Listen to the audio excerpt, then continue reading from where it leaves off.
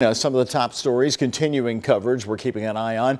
Federal court, by the way, is closed for Veterans Day, observance of Veterans Day, but there's plenty of conversation still underway about the Brett Hankison trial. The former LMPD detective is facing federal charges for violating the civil rights of Breonna Taylor, her boyfriend, and her next-door neighbors during the night of the shooting in March of 2020. Yesterday, the jury heard from Hankison himself. Next week will be big for the trial as it heads toward the end. Today, WHAS 11's Alexis Jones, who is covering this trial, talked to the UofL law professor who has been following the Breonna-Taylor case closely since her death and then the protests of 2020.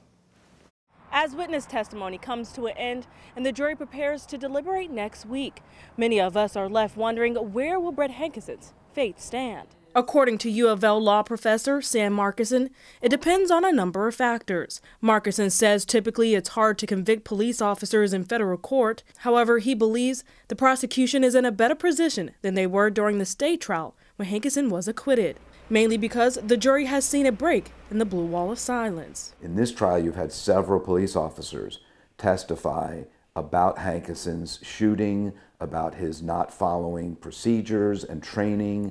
And that's been a remarkable and certainly noteworthy development in the case. Markison also says several testimonies didn't go the way the defense had planned, including witness Aaron Sapie saying he didn't hear officers introduce themselves at Breonna Taylor's door, and former LMPD Sergeant John Mattingly saying he saw Taylor's boyfriend holding a handgun, not a rifle, despite the defense saying otherwise. As for Hankison admitting to not thinking of police protocols at the time of the shooting, Markison says both sides can use it to their advantage. To sort of get the jury to see the point they're trying to make. But ultimately, he says, the decision could be impacted by the jury's beliefs or makeup. 10 men, 6 women, all but one are white. We hope, of course, that they will do what they have sworn they will do, which is to apply the law as the judge explains it to them, and that they will consider only the facts. And if found guilty, Markison says, that doesn't mean Hankison will receive the maximum sentence, life in prison.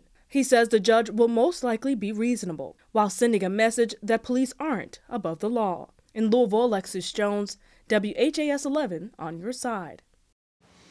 Brett Hankison is set to finish his testimony again on Monday. Then attorneys will begin their closing arguments here in downtown Louisville. New development.